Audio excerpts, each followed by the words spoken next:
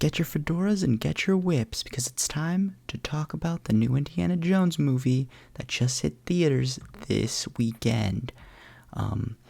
Indiana Jones and the Dial of Destiny is quite an enjoyable flick, and I do think that it's very cool how they go back to the roots of the story, which is Indy fighting Nazis and hunting religious artifacts. Although, plot twist, it's a religious artifact a little bit. It's like, bear with me here. So the whole story revolves around Indy chasing the Archimedes dial. And it has multiple, it's a rumored artifact to have powers beyond the knowledge of man. It's interesting to say the least. I'm trying not to spoil here.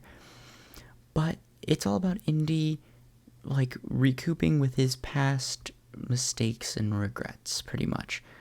And I do have a few issues with the movie, but it's not necessarily based off of the story. The story was actually really solid and pretty well told throughout its runtime, and did make it for an enjoyable watch, to say the least. It was enjoyable, it was entertaining.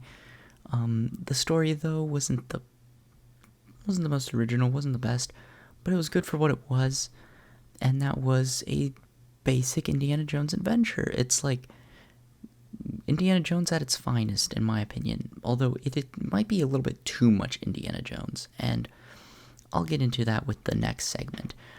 But in terms of a story, this is a solid hand grenade score. I'm going to say it's explosive, it's dynamic, it's great to experience.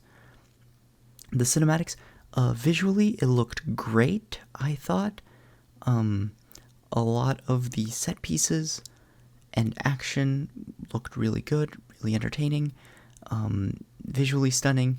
The CGI de-aged Harrison Ford didn't look too bad, although there were moments where it looked pretty bad, and I think that's when his face needed to be the most expressive, so the technology just isn't there yet.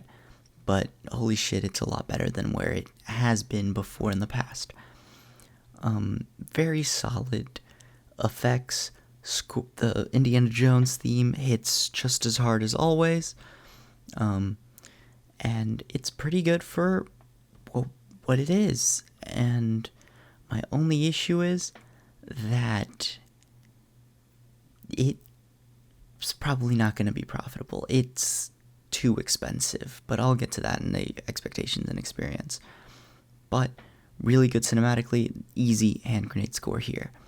The directing. First Indiana Jones movie to not be directed by Steven Spielberg, and in my opinion, it is not the worst Indiana Jones movie. James Mangold does a really good job of directing this film and making it cohesive. There are some issues with it, and I really, like I always say, I don't know if it's a director's thing or a story thing, but it did feel a little too long.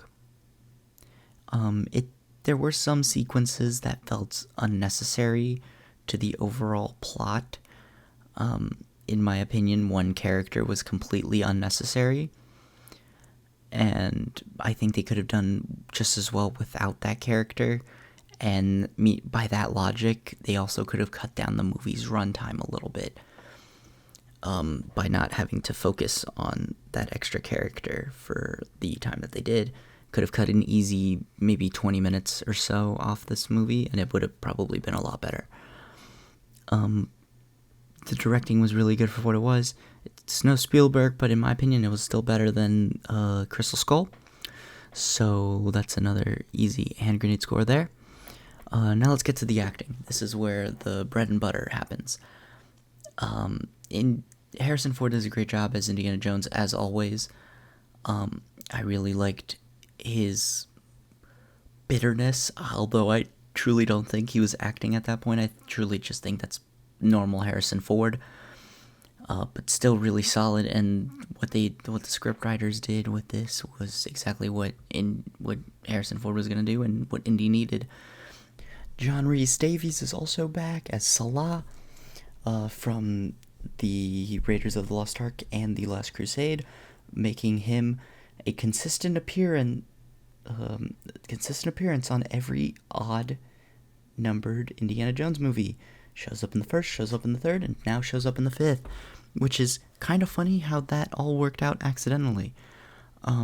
Again, he's just as delightful as always, just like he was in the other two.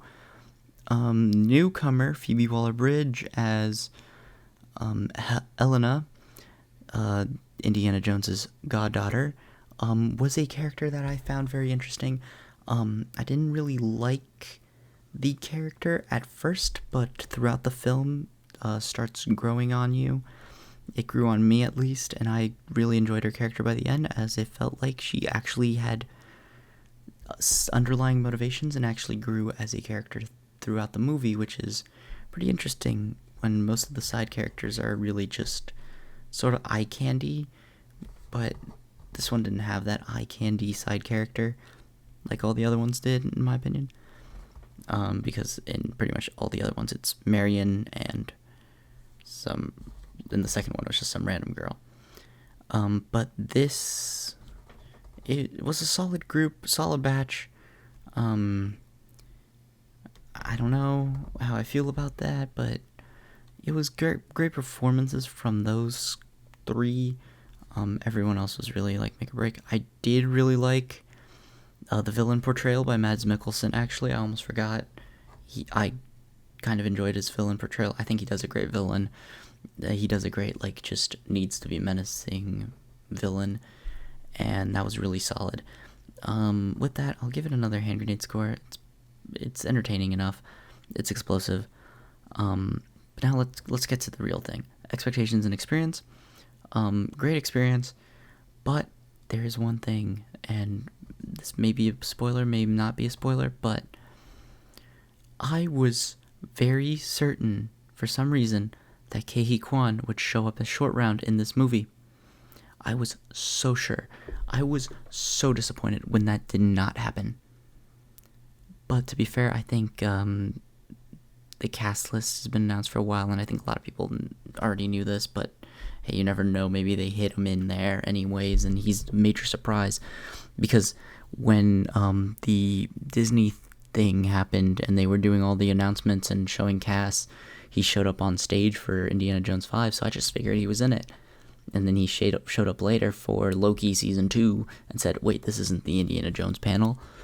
And so I just was so certain that he would be in there that I was a little disappointed that he wasn't. Did that ruin the experience? A little bit, because this was pretty much advertised as Indiana Jones's final venture, and not seeing, in my opinion, the best Indiana Jones sidekick really hurts. Short Round was definitely the scene stealer of the Temple of Doom, and he should have been in more indie films, and I'm very sad that he wasn't. And it's very sad to see that he was in only 1 out of 5 movies, a whole 20%. This has become a Ke Huy Quan rant. That man always steals the show in every movie I've seen him in. I've only seen him in 2 movies, but he was still the best part of both movies. And I will wholeheartedly defend that. Pretty much expectations, I'll give it a Hot Pocket score, mostly because, like I said, no Ke Huy Quan, no hand grenade. So, overall, this movie, very enjoyable, very entertaining. I loved it. I liked it a lot. I didn't love it per se. Like I said, I had my issues. And some unnecessary characters, too long of runtime. They fixed one of those two things. This would have been a little more appreciated by me. But really good for what it is. And a solid hand grenade movie.